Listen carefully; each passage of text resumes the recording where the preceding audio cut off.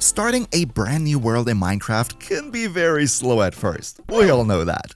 So, in this video, I'm gonna show you 5 super easy starter farms that you can already build on your first days of playing and get all the important resources to start your survival world strong. So, without further ado, let's jump right into it.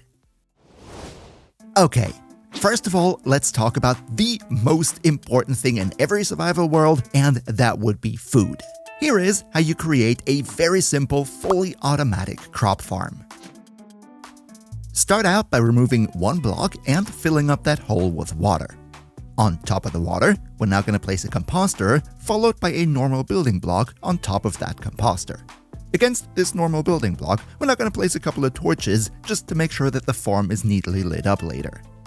Next, it's time to make our crop field. For that, take a hoe and move out by 4 blocks to all sides from the water. Use the hoe to turn this entire area into farmland now.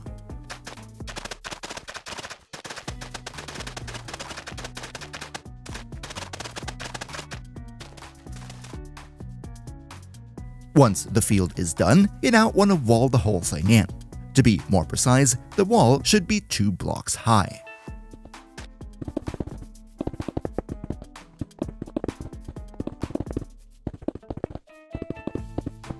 To make sure that no mobs will spawn on top of the wall and no spiders can get in from the outside, I would recommend adding a layer of slabs on top and extending them outward by 1 block.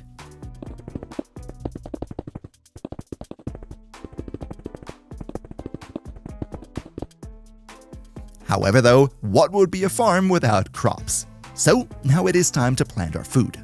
I personally chose carrots, but you can also use potatoes, and later on if you have more resources, you could also expand this farm with a minecart collection system under it, which would then allow you to grow wheat too. For today though, we're gonna stick with the carrots. Now it is time for our collection system. Go to one of the 4 sides and delete one section in the middle of the wall. Then dig out 2 blocks on the side to put a double chest in for our loot.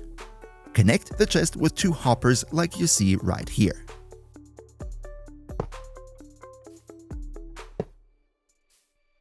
Now, this step is very important. On top of this hopper, you want to place down a rail with a hopper minecart on top of the rail.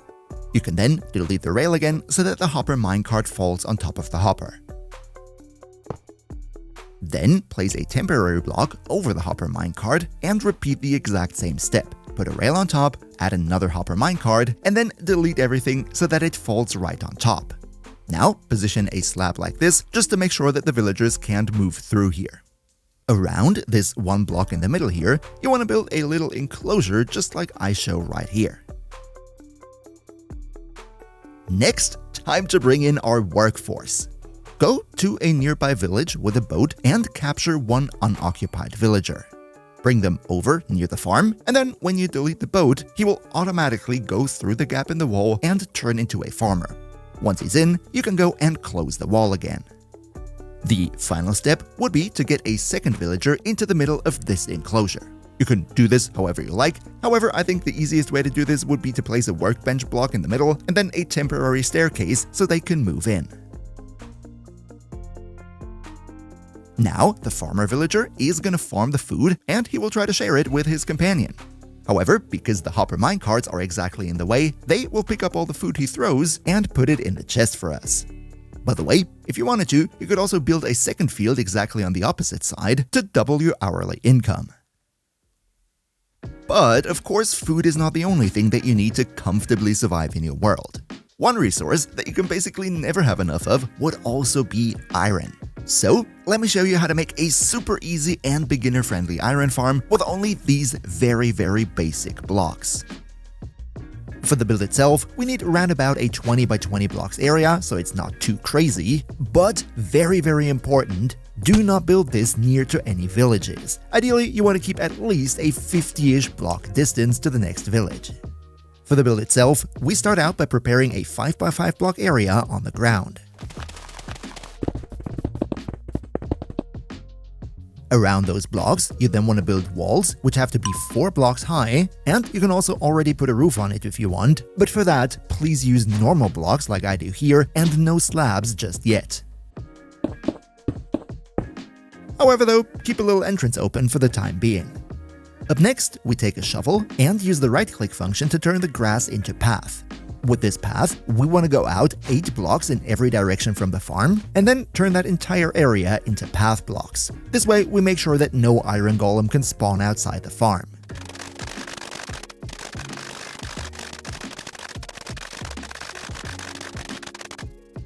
Now, the top platform of the farm, we now want to wall that in, but not with normal blocks, but instead with walls like I show right here. These walls need to be 3 blocks high. Next, you want to place down 3 signs on the wall in these exact positions right here, so that afterwards you can place a lava bucket in the corner, and the signs will prevent the lava from flowing out. In the opposite corner, you then want to place a water bucket, but don't place it against the wall because it's going to flow out or something. Put it on the floor instead. You're now going to have a water flow that looks like this. This one block without water on it, you want to delete that and also the one next to it, because this is where we put our collection system.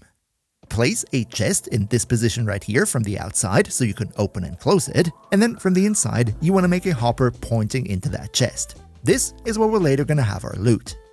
Now, as our next step, we want to go back into the bottom room and place down 5 beds inside of here. In addition, also place down 1 or 2 torches just to have a little bit of light, and very important, to spawn-proof the area inside of this room, you now want to cover the entire remaining area of the floor in this room with carpet.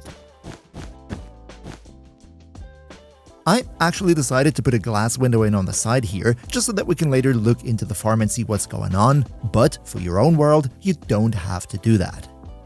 And now, we have already reached the final step. All we need to do now is bring in 5 villagers. The, in my opinion, best way to do so is to take 5 boats, go to a nearby village, and trap the villagers inside the boats. You can then attach a lead to the boat and just pull them towards your farm. Once you have all 5 boats placed in front of the entrance of the farm, you're now going to get the villagers in with this simple trick. Wait until nightfall, and then simply delete the boats. Because it is nighttime, the villagers will automatically run in to be able to sleep in the beds. Oh yeah, and just in case they get stuck and can't move in like you see right here, then that's likely because of the carpets. Just remove 1 or 2 at the door for a moment so that the villagers can come in. And once all 5 are inside, you can go and close up the farm. While this is the simplest and the easiest way that you could possibly ever make an iron farm, there is a bit of a problem. That is that the rates here are unfortunately not as high as they could be if we compare it to a standard iron farm with a zombie. So, before we end the video, let me also show you how you can super easily transform this beginner farm into a zombie-driven version without having to change all too much. First of all, for the zombie version of this farm, we actually don't need 5 villagers, just 3. So, if you want to, you can go inside your room and make it a bit smaller with only 3 beds and a 3x3 layout. If you just keep it with the 5 though, it's also no problem. Next, on the opposite side of the farm, the side where the beds aren't, you want to add another little room like this. The only important thing to note here is that the roof of this room needs to be made with bottom slabs so that nothing can spawn on top of it, and also you need to make a little door like this leading into the villager room. Up next, we want to catch our zombie. The easiest way to do this would be to bring a boat and then wait until a zombie follows you at nighttime. While you're running away, just place the boat in front of him, and then he will get stuck in it. All you need to do now is attach a lead to the boat and then pull the boat into the quote-unquote zombie room that we just built, while you yourself are going to run through the door. This way, the boat is going to get stuck near to the door, and if it is in this position that you see right here, you can go and take the lead off. We're now just going to leave the boat with the zombie here forever. However though, to make sure that no villager can get close to the zombie, we now want to place a trapdoor at the top part of the door like this.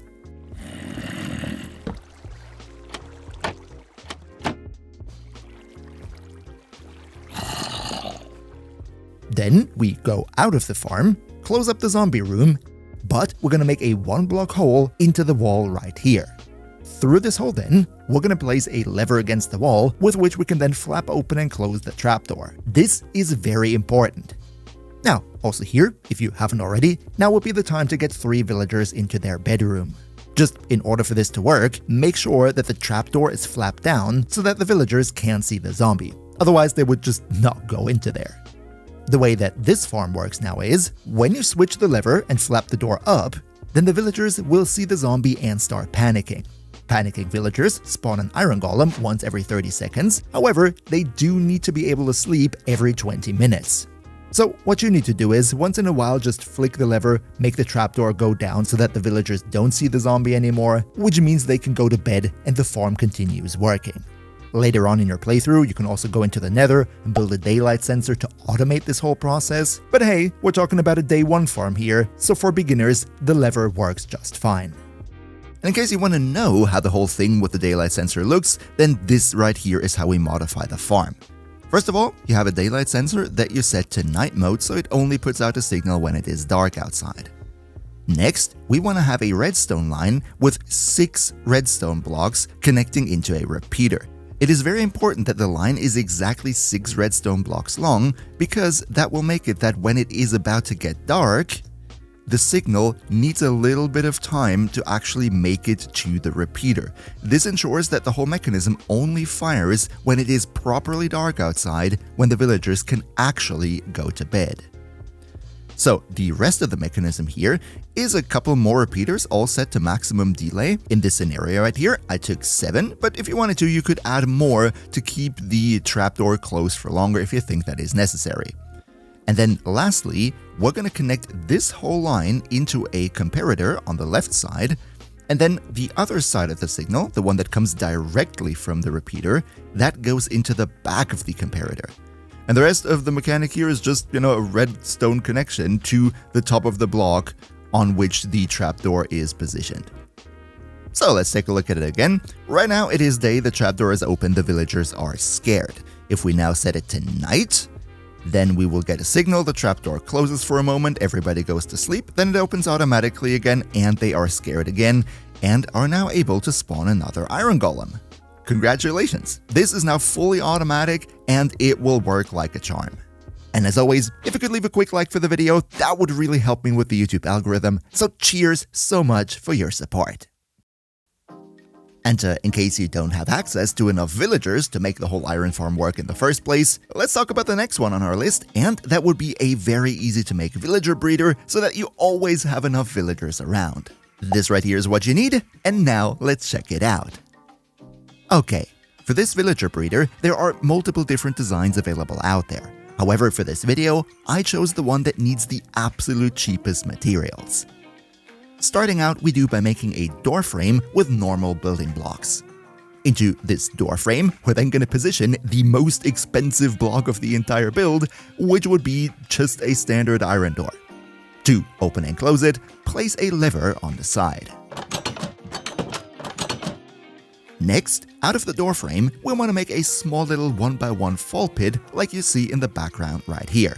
Doesn't need to be all that high because we don't want our villagers to take unnecessary damage. The top of this fall pit now needs to look like this. One normal building block, and then on the other 3, we want to place bottom slabs. Against that normal block, you're now going to place a fence, followed by 4 beds that you're going to position exactly like this.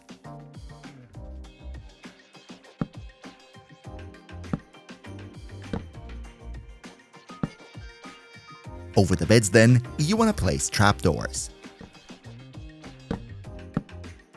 Once that's done, take some temporary blocks and make a little staircase out of them so that later the villagers can move into the farm. Now, we need to bring in 2 villagers. The, in my opinion, easiest way to do that would be to find a nearby village and sneakily kidnap them with a boat. I'm sure they don't mind. Now, position the 2 villagers at the base of the farm and wait until nightfall. Once it is night, delete the 2 boats, which will then make the villagers automatically seek out the beds and walk into your farm to sleep. Once they're in, you can delete the temporary blocks again. To be able to access the farm yourself, build a ladder on the side like this. And now, all you need to do to breed your villagers is move up the ladder and feed them with, for example, a bunch of carrots. Once they have enough food, they will start breeding and the baby villagers will fall through the bottom. You can then just go to your lever, open the iron door to let them out and bring them to wherever you need them.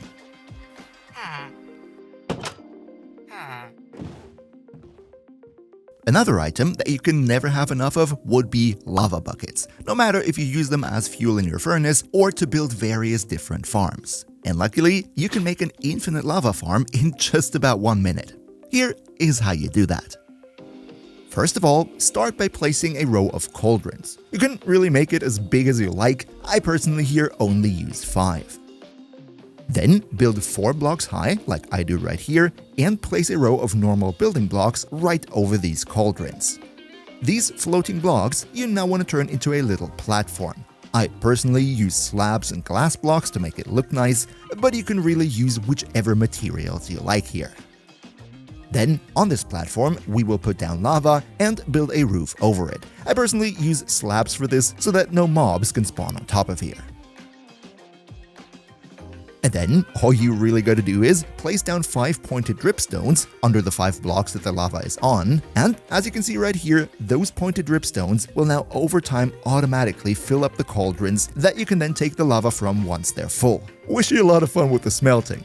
And by the way, if you want to see more great Minecraft guides easily explained, then you might want to think about maybe leaving the channel a sub, because there is so much more to come here. Welcome to the crew! And last but definitely not least, let's talk about mobs. No matter if you want to have mob materials for various purposes, or you just want to have some easy, fast experience, mob XP farms are perfect. There are a bunch of different designs available out there, but this one right here is tried and tested and very easy to make for beginners. First of all, just like most other mob farms, this one needs to be built 128 blocks in the air. I personally build it over an ocean, but you don't have to do that. Once we are 128 blocks up, we want to create a platform to stand on. For this farm design in specific, I would recommend to make it 6 by 13.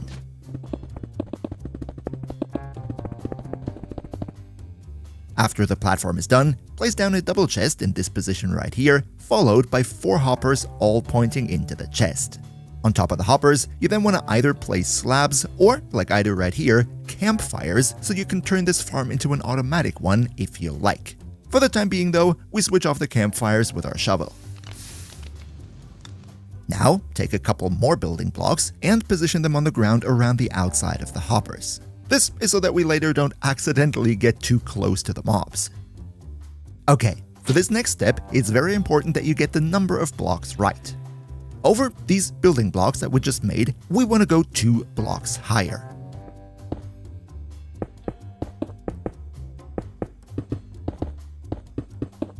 However, the ring in the middle, we delete that again so that we can later attack the mobs from all 4 sides.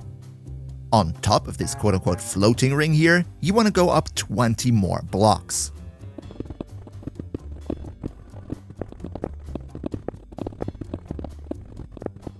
Once you're done with this tower, place down 2 temporary blocks on one side to then make 4 fence gates against them. Then open up the fence gates and delete the temporary blocks. Now, to all 4 sides, you want to create a sort of cross shape going out by 3 blocks. Then go up by 1 block and extend outward by 4 more.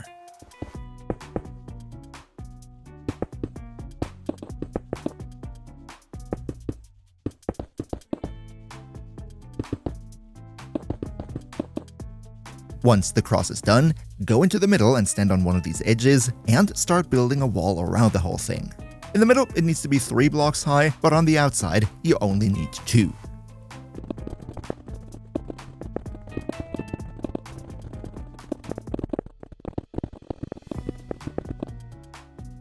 Lastly, go and add water on the outsides of this cross. In order for the mobs to even run into this trench, we now need to place trapdoors all around this cross and then flap them down.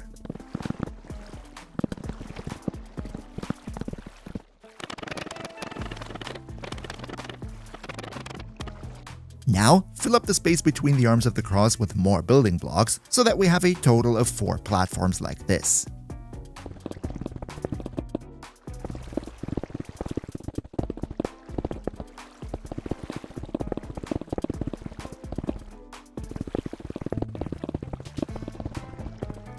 Once the platforms are done, go to one of the sides that sticks out and use it to start building a wall around the whole thing. This wall needs to be 2 blocks high.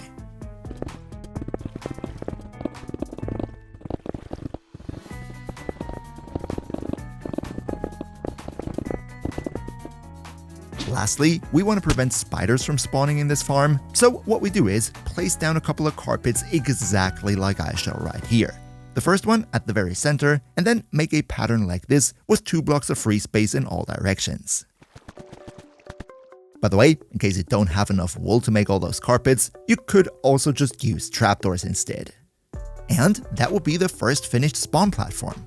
If you wanted to, you could already go and make a roof out of slabs over the whole thing and have a small little functioning mob farm. However though, if you want to increase the spawn rates, then you could use some more stone and add 2 more spawn platforms on top.